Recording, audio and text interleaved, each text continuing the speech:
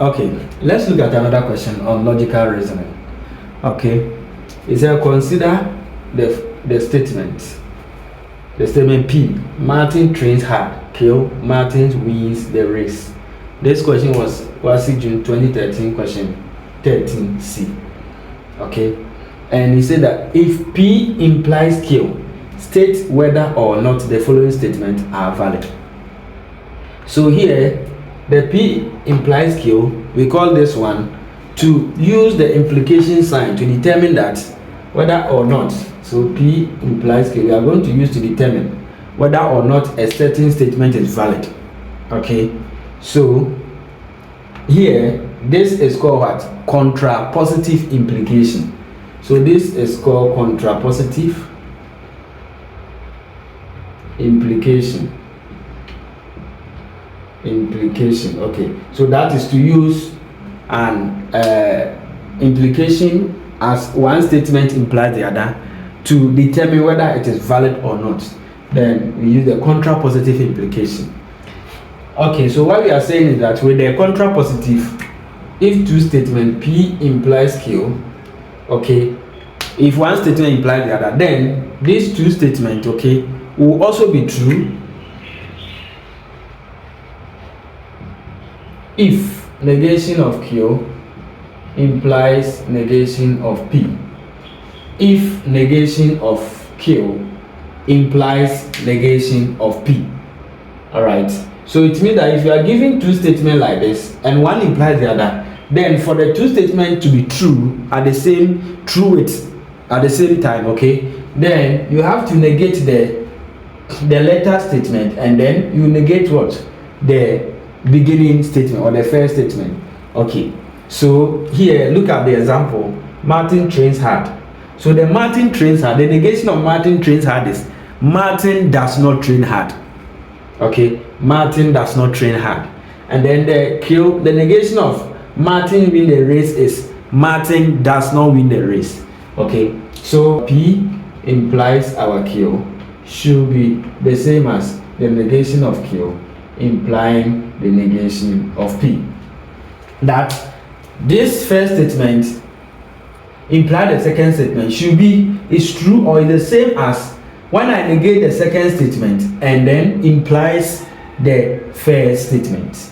So looking at this, okay, if I want to determine whether it is true or the following which is valid, then Martin trains hard, Martin wins the race. If P implies Q, then it should mean that Martin does not win the race, therefore Martin does not train hard. You see, I have started with the later or the second year, and then I have negated this, and it implies that the negation of this one too.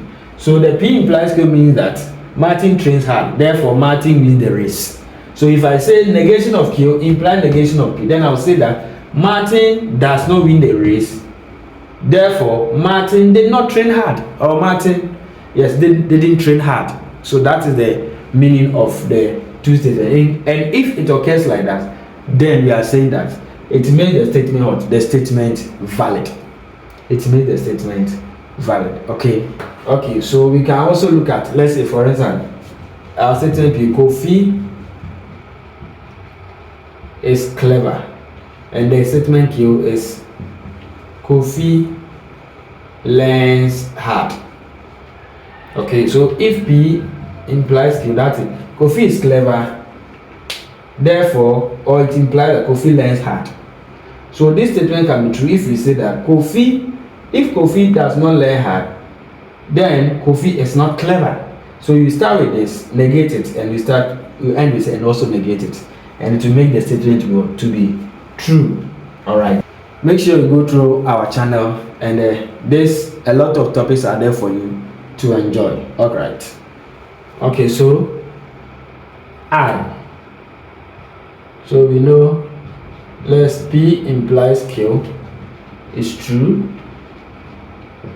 if negation of Q implies negation of P. Okay, so I. Let's look at the statement. If Martin wins the race, so Martin wins the race. Martin wins the race is Q, so Q. Then it implies he has trained hard, then Q, then P. So if P implies Q, doesn't mean that Q also implies P. Though when Martin trains hard, Martin will win the race. But if Martin win the race, it doesn't necessarily mean that Martin trained hard. So with the first one, because it is Q, P implies Q is not the same as Q implies. So the first one is not valid. It's not valid. I. If Martin does not train hard, so negation of P, okay, it implies if Martin does not train hard is P, so then he will not win the race. Negation of Q. So this is for the second set. If Martin does not train hard, then he will not win the race. Okay, so this actual statement is not what? It's not valid. Okay, the last one. If Martin does not win the race, that is negation of Q, then he has not trained hard. Negation of P. So this is true.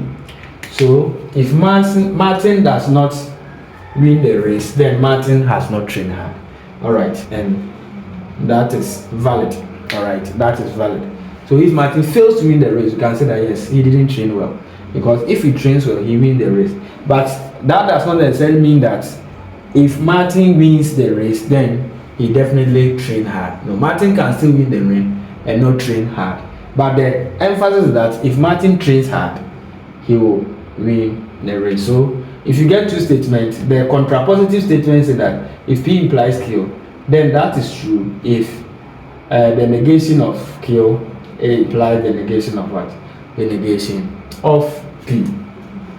Alright. So with this one too, if you like, you can also use what? You can use the Venn diagram alternatively.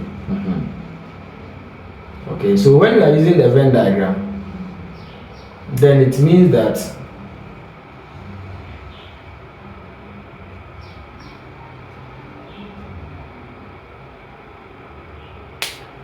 if Martin trains hard, become a subset of what? Martin's win the race.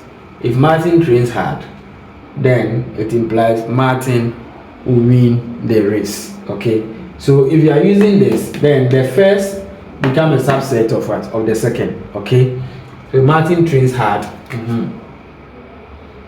become a subset of what? Martin win the race. So Martin win the, let me use W. Martin train hard, training T. Okay, Martin trains hard, Martin will win. So the train hard become a subset of what? Will win the race. Alright, so we can also use the same words, the same analogy, that because Martin trains hard, then Martin can win or will win the race. Okay, it doesn't mean that if Martin win the race, then necessarily he has trained hard. So this becomes a subset of this. Alright, so you can also use the Venn diagram. So let's see if you are using the Venn diagram, how you can also answer this if it is true at the contrapositive implication. Okay, so if Martin win the race, so those who win the race is here, then he has trained hard, and those who are trained hard is here. So if Martin win the race, doesn't necessarily mean he has trained hard. No, Martin can win the race and not train hard. That is outside here. So if Martin win the race, it doesn't necessarily mean that he trains hard. So that means he can win the race and not train hard, which is it. So that means it is not valid. That is the first answer here. Okay. The second one. If Martin does not train hard. Okay, if Martin does not train hard, so those that will not train hard is outside here or even here. If Martin does not train hard, so he is not included here, he's outside, then he will not win the race. Then he will not win the race. So if Martin does not train hard is here, then he will not win the race. Doesn't necessarily mean that he doesn't train hard. Then he will be outside those who will not win the race. So those are here, they will not win the race. If you are here, you win the race. So it is not true, because if Martin does not train hard, he can either not train hard but still win the race, or not win the race. You see? So if Martin does not train hard, we cannot conclude that because he didn't train hard, then he will not win the race. No, he cannot train hard and can still win the race. But not train hard is outside. So anything outside this, okay, that he will not win the race and can be here or can be here. But we cannot conclude that since he is not here, therefore he is here, or since he is not here, therefore he is here. So if Martin does not train hard, it doesn't necessarily mean that he did not win the race. He can still win the race. All right.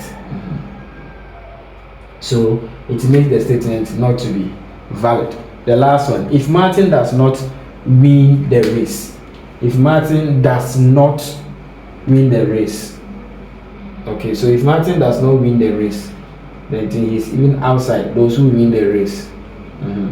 Then he has not trained hard. If Martin is here, definitely he can be here. So that statement is valid. So if Martin does not win the race, then he is outside here. Okay, then he has not trained hard. So if he's outside here, definitely he cannot be here.